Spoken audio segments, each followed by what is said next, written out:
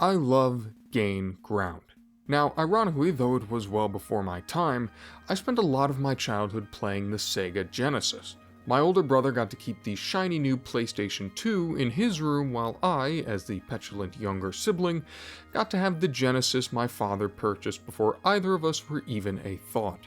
So while I didn't get to play the games I actually wanted to, I did get to enjoy all the Altered Beast, General Chaos, and Mortal Kombat 3.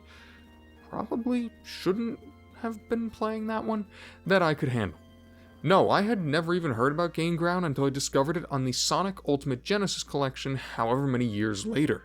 It originally launched in the arcade before making its way to home systems such as the Master System and Genesis, the latter of which the footage for this video comes from.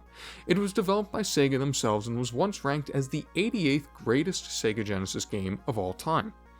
Like a lot of arcade games and ports from that era, Gain Ground is firmly what I like to call a nonsense game. What's funny about that denotation is that, frankly, the gameplay is probably the only part about it that doesn't fit the bill. Like, the gameplay is the only damn thing that makes any sense whatsoever. Gain Ground consists of a series of levels, 40 in the arcade and 50 on home consoles, wherein the goal is to either reach the exit or defeat all enemies present. You navigate through these levels with an assortment of characters, starting with 3 and gaining more as you progress. One hit equals death, and a time limit means you've got to keep things moving for the sake of preserving your score and lives. There is, for the type of game this is, a lot of depth here. See, the characters you play as have their own unique properties owing to how quickly they move, the weapons they wield, and the ammunition they fire. Each character has a primary attack which is specific to them and a more general one. These unique abilities are important in the way that they allow some characters to shoot great distances across the level, over walls, or across a wide area. This is important because enemies may be resistant to certain attacks or hiding on roofs or in ditches where they're immune to normal attacks. Heck, your characters even have a handedness which determines from which side their attacks fire from.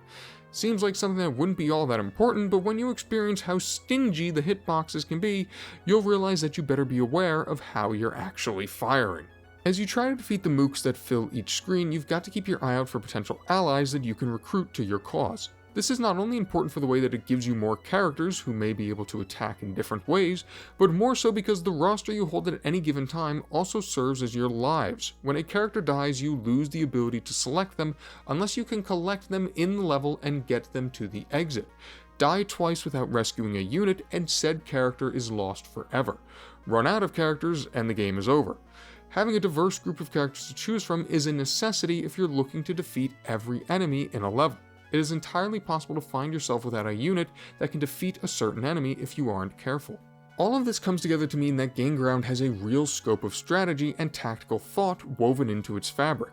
You've got to be careful with who you use due to fear of losing them, recognize what type of attacks are needed to actually defeat the forces at hand, and move with enough guile to dodge attacks. The clock never stops ticking either, so it isn't a bad idea to hit the pause button in order to get a lay of the land before trying any level.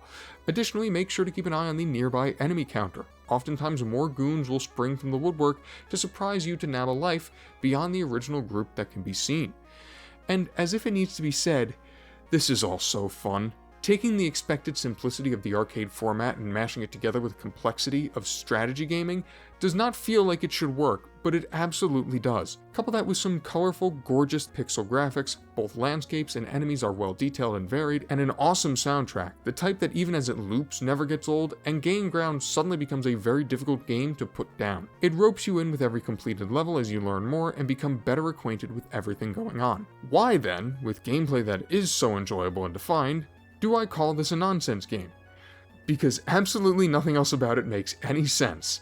It is the dictionary definition of nonsense.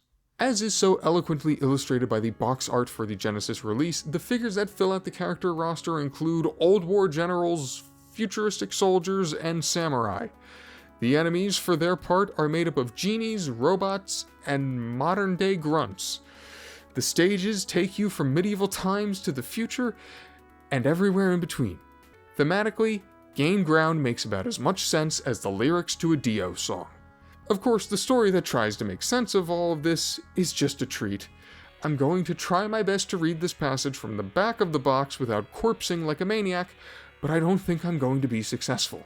By the year 3000 AD, the human race had progressed almost to the point of perfection. With no more poverty, war, or discrimination, the worries of mankind seemed to be over. But the human race had created a new crisis for themselves. They had no idea how to defend themselves or how to survive a major holocaust. The long period of peace had diminished their survival instinct. The United Earth government decided that they needed to stimulate this instinct in the people, to revive their will to fight for their lives if the need arose. So they developed an awesome simulated war environment run by a supercomputer, the Gain Ground system. However, something went wrong while testing the system. It refused all input and went berserk, and all of its creators became its captives. The government sent a rescue party, but they too fell captive to robotic soldiers. After several more futile attempts, one last rescue party was assembled. But if this one failed, then the entire system world would have to be destroyed. 3 brave soldiers, carefully selected for the last attempt, have entered this vast hostile battleground, determined to survive and save their fellow men. You filthy animals have lost your taste for war, goddammit! Get your ass in the simulation before my defense stocks tank any further. I mean, what? Whatever the headspace the writers over at Sega were in, I desperately want to recreate it for myself. What I find most amusing about all of this is that I'm pretty sure Gain Ground is only made that much better by how absurd its premise is. Seriously, how many other games let you fight militia tanks as a bow-wielding, horned helmet-wearing dude named Verbal? Come to think of it, the names of the characters might be the only thing I love more than how ridiculous this is. You got Johnny, Betty, General, Mud Puppy, and a bunch of knights named after their elements, except the wind one who's named Zaymon for some reason, just to name a few. I think that Gain Ground can still be so fun despite how positively ludicrous everything it's based off of stands as proof that, especially for these older arcade games, things just being plainly cool will always trump the need for anything to make sense. And Gain Ground has got coolness in spades. Now, like anything else that isn't perfect, the biggest issue probably is that a few characters are just flatly better than everyone else. The archer that I mentioned from earlier basically breaks the game.